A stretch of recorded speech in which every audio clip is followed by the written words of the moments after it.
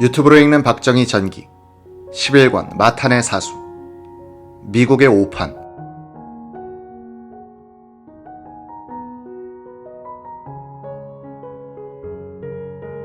1973년 1월 24일 키신저 안보부장관은 백악관에서 월남 휴전 협정을 보고하면서 이런 말을 했다. 이 협정은 관련 당사자들의 권위와 자존심을 지켜줄 것이고 인도 진화의 상처를 치유함과 더불어 미국의 상처를 치유하게 될 것이다. 키신저는 나중에 자신의 회고록에서 이런 요지의 고백을 한다. 내가 이 말을 할 때 나는 워터게이트 사건이 미국의 상처를 치유한다는 희망을 망치게 될 것이고 월맹이 평화협정을 새로운 공세로 가는 휴식기로 사용할 것이라는 것을 몰랐다.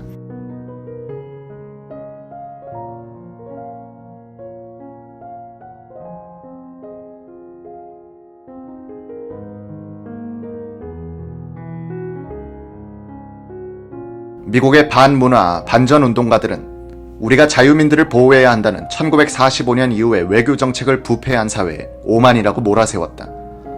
3대에 걸친 미국 정부가 막으려고 했던 인도 진화 적화는 이들에게는 바람직한 국가적 스트레스 해소였다. 문제는 이런 여론이 언론과 미국 의회를 흔들어대어 월남에 대한 방위 공약을 실천할 수 없게 했다는 점이다. 1968년부터 미국과 월맹 사이에서 시작된 파리 평화협상은 월남의 TU 정부를 회담 당사자 자격에서 제외했다. 미국과 월맹은 침략 피해자의 운명을 당사자의 참여 없이 결정하게 된 것이다. 이는 처음부터 월맹의 함정에 빠진 회담이었다. 월맹은 4년간 줄기차게 월남 적화에 대한 방해물의 제거를 시도했다. 그들이 미국에 제시한 뒤 양보하지 않은 조건은 주월 미군의 철수, 미국의 괴뢰인 구엔반 티우 대통령의 교체, 그런 뒤에 좌우 연정을 수립하여 베트공과 협상한다는 것이었다. 이는 월남 정부에 대해 자살하라는 처방에 불과했다. 1973년 10월 월맹은 닉슨 대통령이 9달 전에 제안한 휴전안을 거의 그대로 수용한다는 발표를 했다. 대통령 선거 직전이었다. 닉슨 행정부로서는 받지 않을 수 없는 역제의였다. 그 내용은 TU 월남 정부의 존속, 주월 미군의 철수, 휴전, 월맹군의 월남 침투 중지, 포로 교환, 정치 협상 계속이었다. 형식상으로는 월맹 측이 대폭 양보한 모습이었다. 미국의 여론은 닉슨이 이를 받아들여야 한다는 방향으로 돌아갔다. 키신저와 닉슨은 월맹의 이런 제안을 받아들이더라도 군사적 강제 수단을 유지하지 않으면 월맹이 협정을 지키지 않을 것이라고 생각했다. 그때 주월 미군은 철수를 개시하여 한때 50만 명에 달하던 병력이 3만 명으로 줄었고 육상 전투에는 참여하지 않고 있었다. 닉슨의 안보부장관 키신저는 미국이 월남 정부에 군사, 경제 원조를 계속하고 월맹이 협정을 위반하여 월남을 침공할 때는 해공군력으로 응징할 경우 월남에서 군사적 균형은 유지될 수 있다고 판단했다. 박정희 대통령의 판단은 달랐다. 1972년 10월 21일 주한 미국 대사 하비브가 키신저와 만나고 와서 박 대통령에게 협정안을 보고하자 그는 반론을 제기했다. 이미 월남으로 침투해 있던 월맹 정규군의 철수에 대한 규정이 없다는 점을 박 대통령은 맨 먼저 문제 삼았다. 당시 약 14만 명의 월맹군이 월남에 들어와 베트공으로 위장하여 싸우고 있었다. 미국과 세계의 많은 언론은 이들이 자생적인 반독재 투쟁 주직이라고 오보했다. 월남 침투 월맹군에 대해서는 잔류를 허용하고 주월 미군은 철수시키고 휴전 협정에 대한 국제 감시는 불가능한 이런 협정을 어떻게 믿을 수 있느냐고 박 대통령은 목소리를 높였다. 그는 월남전 참전국 원수로서 발언권을 행사하고 있었을 뿐 아니라 비슷한 처지의 한국 상황과 대비하여 보고 있었다. 박 대통령은 이런 협정을 맺으면 TU 정부와 월남 국민들의 사기가 떨어질 것이고 미국을 비롯한 자유진영의 막대한 희생이 수포로 돌아가게 되며 월남 정부는 1년을 지탱하기 어려울 것이라고 경고했다. 박 대통령은 나흘 뒤에는 주월 한국대사 유양수 씨를 불러 귀임하면 TU 대통령을 만나 자신의 걱정을 전해달라고 부탁했다. TU 대통령도 미국의 키신저가 들고 온 협정안을 거부했다. 1972년 10월 22일 대통령궁에서 있었던 회담에서 TU 대통령은 키신저를 향해서 귀하는 월남을 팔아넘길 작정인가 라고 소리쳤다고 한다. 키신저는 급했다. 11월 7일로 예정된 대통령 선거에서 닉슨은 반전 평화운동 세력의 지지를 받고 있던 민주당 조지 맥거번을 꺾기 위해 월남 휴전 협정을 맺고 싶어 했다. 이런 타이밍을 계산하여 월맹이 양보하는 척하면서 함정을 깐 휴전안을 제의했던 것이다. 유양수 대사를 만난 티우 대통령은 키신저와 만나 나눈 대화를 전해주었다. 티우는 월남 내에 침투한 월맹군을 철수시키지 않고 휴전하는 것에 부당성을 지적했다.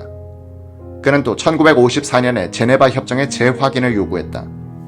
그래야 앞으로 월맹이 침략할 때 국제 여론에 고발할 수 있다.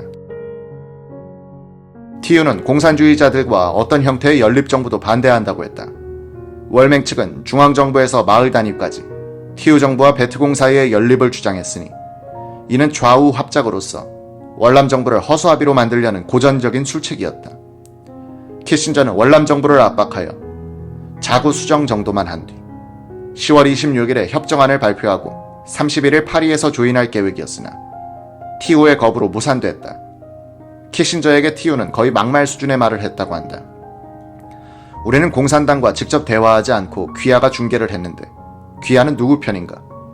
왜 적에게 호의적이고 우방을 희생시키려 드는가? 왜 월남의 외국 군대는 60일 이내에 철수한다고 해놓고 들어와 있는 월맹군에 대해서는 철수를 요구하지 않는가? 소국이 자신을 도와준 대국의 요구를 거절한다는 것은 매우 어려운 일이다. 이승만 대통령은 1953년 휴전협정 때 미국이 서둘러 협정을 맺고 한국에서 물러나려 한다고 판단하여 북진통일선언과 반공포로 석방으로써 미국 정부를 압박했다. 미국은 이승만 정부를 달래기 위하여 한미 상호방위 조약, 국군 현대화 계획, 주한미군 유지 등을 약속했다. 이것이 오늘날까지 계속되는 한반도 평화와 한국 번영의 울타리가 되었다. 티우 대통령은 그러나 닉슨을 상대로 그런 게임을 할 수 없었다. 그가 이승만만큼 유능하지 못해서라기보다는 미국의 여론과 언론이 반전, 반티우로 돌아서 있어 미국 안에서 지지 세력을 동원할 수 없었기 때문이다. 닉슨은 티우에 대해서 월맹이 협정을 위반하여 침공하면 미국은 군사력을 동원하여 응징할 것이고 경제, 군사적 원조를 계속할 것임을 문서로 보증하겠다고 설득했다. 그래도 티우가 동의하지 않자 1973년 1월 16일 닉슨은 티우 대통령에게 최후 통첩을 보낸다. 그는 이 편지에서 티우 정부가 휴전 협정안에 동의하지 않으면 미국과 월맹이 조인을 강행할 것이며 자신은 월남 정부가 평화를 방해하고 있다고 미 국민들에게 설명하지 않을 수 없을 것이라고 위협했다. 1월 21일 티우는 결국 굴복한다. 그는 닉슨 대통령에게 보낸 친서에서 미국이 사이공 정부를 월남의 정통 정부로 인정한다는 것, 월맹은 월남의 병력을 잔류시킬 권리가 없다는 것을 일방적으로 성명해 줄 것을 요청했고 미국은 이를 받아들였다. 휴전 협정은 1월 23일 파리에서 가조인됐다. 이 협정은 이때부터 휴지 조각이 됐다. 휴전 협정 이후 1975년 4월 30일 사이공이 공산군에 떨어질 때까지 월남 내의 전투는 더 치열하게 계속됐다. 파리 휴전 협정은 월맹 협상 전술의 완벽한 승리였다. 그들은 전장에서 얻을 수 없었던 것을 협상 테이블에서 얻었다. 월맹은 미국 여론을 반전, 반티우로 돌려놓기 위해서 전투를 하고 협상을 했다. 미국 여론이 한번 돌아가 버리니 월맹의 월남 적화 전략을 결정적으로 도와주는 것은 미국의 언론과 의회였다. 월맹이 월남을 적화하기 위해서 반드시 제거하지 않으면 안 되는 것은 닉슨 대통령이 티우에게 약속했던 군사적, 경제적 원조 및 협정 위반 시의 군사적 응징 조치 약속이었다. 국가 원수의 이런 약속은 조약에 준하는 효력을 갖는데 미 의회가 월맹이 할 일을 대신해준다. 1973년 6월 미국 의회는 미 군사력을 인도진화의 육상이나 상공에서 사용하는 것을 금지하는 법안을 통과시켜 닉슨 대통령의 발목을 묶어버렸다. 월남에 대한 군사 원조액도 의회에 의해 깎여나갔다. 1974년 8월 워터게이트 사건으로 중도 사임한 닉슨을 이어 포드 대통령이 취임한 이후에도 의회와 언론의 반전 행태는 계속됐다. 휴전 협정을 어겨도 아무런 제재를 받지 않는다는 자신을 가진 월맹은 월남 내의 공세를 강화하여 협정 이후 20개월 사이 2만 6천 명의 월남 군인이 전사했다. 휴전 협정 이후 1년 반 사이 월맹은 13만 명의 월맹 정규군을 월남으로 침투시키고 결전에 대비한 도로망 정비, 보급품 쌓아두기를 계속했다. 휴전 협정이 금하고 있는 탱크, 장갑차, 로켓포, 장거리포, 대공포까지도 남쪽으로 내려가기 시작했다. 키신저는 회고록 재생의 시기에서 이렇게 요약했다. 월맹군의 침투와 협정 위반이 계속되는 동안 미국은 월남의 목을 죄고 자신의 응징 능력을 마비시켜갔다. 이 비극은 월맹 정규군이 월남을 침공하는 사이 미국은 국론이 분열하여 이를 방관하는 것으로 끝나고 말았다. 미국 CIA는 1974년 5월 23일자 국가정보평가서에서 월남군은 주도권을 회복할 수 없을 것이다. 미국의 해공군이 전투에 참여하지 않으면 월남군이 버티기 어려울 것이다. 미국의 대규모 지원만이 공산군의 공세를 저지하는 최소한의 조건이다 라고 예측했다. 월맹은 이런 사태를 지켜보면서 1975년의 작전을 준비해갔다. 월맹 지휘부는 자신들이 월남에 대한 총공세를 시작할 경우 미국이 약속대로 월남을 돕기 위해 해공군력을 동원할 것이냐의 여부를 놓고 고심했다. 이들은 미국이 개입하지 못할 것이라고 판단했다. 월맹 공산당 서기장 레 두안은 이렇게 말했다고 한다. 미국 행정부의 내부 갈등과 정당 사이의 분열이 깊어지고 있다. 워터게이트 사건은 미국 전체를 혼란에 빠뜨렸다. 사이공 괴뢰 정권에 대한 미국의 원조는 줄고 있으며 미국은 사이공 정권의 파멸을 막을 수 없을 것이다. 월맹은 1976년을 결전의 해로 정하고 1975년 공세로서 미국의 의지를 시험하기로 했다.